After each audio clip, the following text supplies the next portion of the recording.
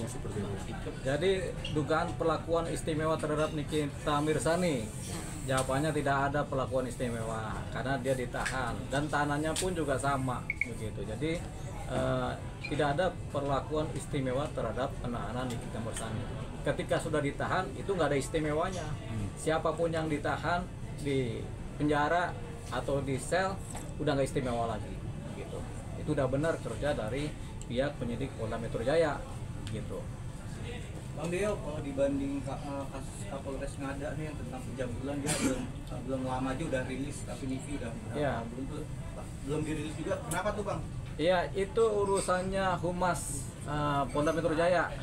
Jadi ada perkara yang kemudian dirilis karena kepentingan hukumnya, ada perkara yang tidak dirilis. Jadi tidak semua perkara harus dirilis. Itu jadi tergantung dari di Humas. Nah, kalau minta dirilis, teman-teman media bisa tanya kepada Kepala Humas Polda Metro Jaya. Pasti akan dirilis. Kalau sudah bertanya, Pak, mana rilisnya? Pasti mau nggak mau mereka akan merilis. Duduk soal perkaranya Nikita Mirzani. Karena mungkin belum ada yang meminta supaya dirilis, akhirnya ini masih dalam proses penanganan penyidikan begitu saja kan. Tapi nanti kalau ada teman-teman media yang minta kepada di Humas di Polda Metro Jaya, pasti dirilis oleh mereka begitu. Tinggal tanya, Pak, kapan dirilis? Nanti mereka akan kasih waktunya. Biasanya begitu. Gitu.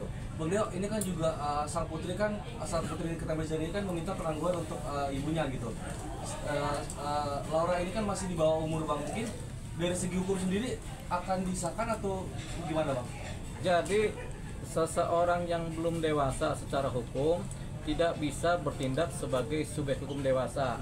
Jadi artinya ketika dia mengajukan tanda tangan dan belum punya KTP, tanda tangannya sebagai subjek hukum dewasa tidak berlaku. Nah, terhadap perkara-perkara hukum yang terkait utamanya misalnya pengajuan permohonan, pengajuan permintaan, pembuatan perjanjian-perjanjian, anak-anak yang belum dewasa, belum 17 tahun tidak bisa menandatangani perjanjian, baik perdata maupun pidana. Nah, si anaknya Nikita Mirzani kan masih di bawah umur, belum ada KTP, belum 17, jadi nggak bisa melakukan tindakan sebagai subjek hukum dewasa. Jadi tidak punya hak atau dianggap tidak sah kalau mengajukan surat-surat yang ditandatangani oleh yang bersangkutan dalam konteks yang sifatnya ada hukum-hukumnya. Gitu.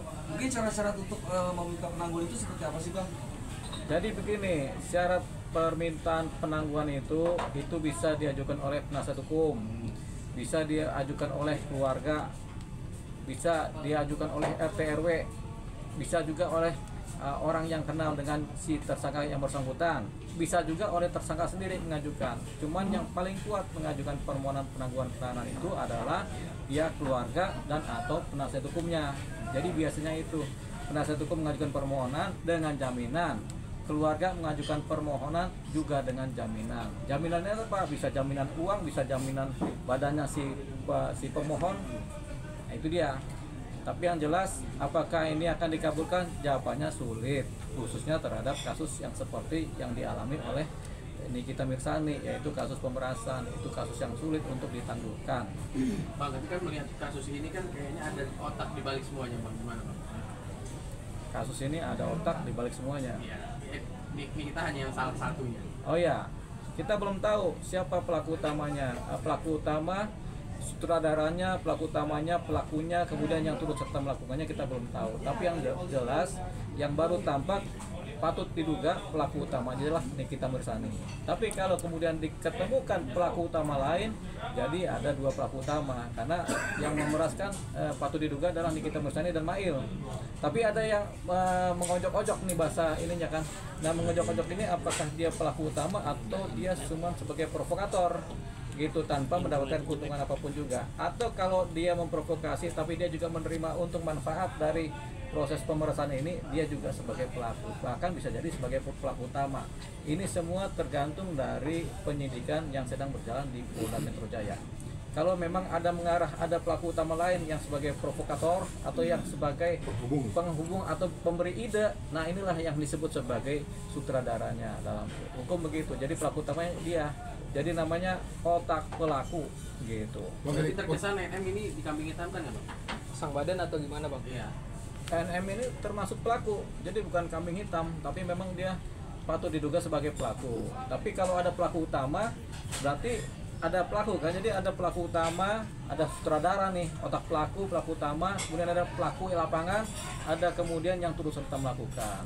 Jadi kita belum tahu siapa mendapatkan apa atau siapa berperan sebagai apa dalam kasus ini, karena ini nanti pembuktiannya nanti ada di persidangan, ketika proses sidang atau ketika penyidikan selesai mulai rampung, ini baru kelihatan apakah ada pelaku lain. Nanti makanya itu kita tunggu rilis. Nah, di sini juga ketika teman-teman media ingin ada rilis dari Divisi Humas Polda Metro Jaya, ya kita sampaikan juga kepada Divisi Humas Polda Metro Jaya, kami teman-teman media mengajukan permohonan supaya terhadap kasus yang terkait perkara pemerasannya Nikita Mirzani dan Mail dengan pelapornya adalah Reza Gladys itu supaya segera dirilis supaya tidak menimbulkan kedugaan-dugaan yang negatif dari masyarakat, dari netizen maupun dari media. Jadi itu sudah kita pesankan kepada Kepala Humas Polda Metro Jaya, yaitu Bapak Ade Ari. Gitu. Bang, soal ada pendapat juga yang terbelah cukup signifikan gitu soal apakah RG bisa ikut dijerat atau enggak gitu Bang. Karena kan sebagian dia ibaratnya dia kalau nggak punya salah kenapa harus bayar. Yang sisi lain juga ya dia mungkin ketakutan gitu sampai akhirnya dia berusaha untuk menutup mulut tersangka gitu. Jadi begini, jadi kasusnya si pelapornya RJ ini kan kita bukan kasus penyuapan. Jadi tidak ada laporan mengenai penyuapan, apalagi ini swasta ketemu swasta. Tapi dominan bahwasanya ini adalah kasus pemerasan sebenarnya ya. Pemerasan yang didahului oleh pencemaran nama baik dengan Undang-Undang ITE. Baru kemudian berikutnya dari pemerasannya timbullah yang namanya TPPU ya, karena uangnya sudah ngalir, sudah diterima dan ngalir kemana-mana. Apakah ada penyuapan di situ? Jawabannya tidak, karena penyuapan hanya dikenal dalam tindak pidana korupsi, begitu. Tapi ini kan tidak ada penyuapan ya. Jadi si RJ lepas dari posisi penyuapan. Kalau posisi dia dianggap sebagai menjebak si Nikita Mirzani atau kemudian dianggap sebagai dia kemudian menyokok-nyokok bahasanya itu kan, itu jawabannya rasanya kecil kemungkinannya. Karena apa? Berkemungkinan satu, produknya RJ sebenarnya belum layak sebagai produk, atau sebenarnya produknya sudah layak sebagai produk, tapi kemudian karena takut suaranya si Nikita Mirzani ini sebagai influencer ini mempengaruhi nilai produk itu sendiri, makanya buru-buru sudah si RJ ini kemudian mencoba membicarakan dengan si Nikita Mirzani. Persoalannya pembicaraan ini kemudian tergiring menjadi upaya-upaya pemerasan oleh yang diduga Nikita Mirzani dengan si Mail. Jadi itu dia. Jadi ada memang faktor ketakutan dari si RJ ini. Walaupun faktanya produknya itu benar, tapi karena ketika dicitrakan secara negatif oleh para influencer atau sekelas Nikita Mirzani, tentunya akan takut bahwasanya ini nanti produknya menjadi anjlok nilainya atau menjadi tidak bernilai, sehingga akhirnya diupayakan supaya lu jangan bicara deh, kan begitu bahasa kasarnya kan, jangan bicara nih gimana caranya kita menyelesaikan. Itulah kemudian yang kemudian dijadikan jalan oleh sekelas Nikita Mirzani untuk melakukan pemerasan dan Mail melakukan pemerasan. Jadi lebih kepada upaya di sisi aja supaya ini masalah jangan ribut, tapi kemudian ini dipakai kesempatan untuk melakukan pemerasan. Itu kalau mulanya dari si RJ. Tapi kalau memang ada praduga dari penyidik Polda Metro Jaya bahwasanya kemungkinan memang ini sudah disetting oleh grupnya Nikita Mirzani CS, bahwasanya ini akan masuk perangkap kawan ini. Jadi mereka udah mulai sounding tentang produknya RJ ini dari awal, sehingga timbullah. Jadi trigger pertama bukan dari RJ sebenarnya. Trigger pertama itu dari Nikita Mirzani sendiri yang kemudian melakukan eksplanasi atau melakukan kritik terhadap produknya si RJ. Kan tidak dimulai oleh RJ sendiri kan, dimulai dari Nikita Mirzani sendiri dan kelompoknya, sehingga ini ke bawah, si RJ ini ke bawah, sehingga dia terhanyut dan kemudian dia akhirnya berupaya melakukan upaya untuk penyelesaian secara baik gitu. Jadi tetap ini disebut sebagai pemerasan karena ini pasti dimulai oleh trigger pencemaran nama baik yang diduga dilakukan oleh Nikita Mirzani. Nama baik apa? Nama baiknya si RJ dan nama baik produknya gitu. Jadi ini pertamanya sebenarnya mula-mula. Jadi bukan RJ tiba-tiba datang ke Nikita, tapi ada penyebabnya, yaitu ada trigger-trigger dari upaya-upaya penyampaian kritik produk yang kemudian bisa dianggap sebagai mencemarkan nama baik produknya dan orangnya.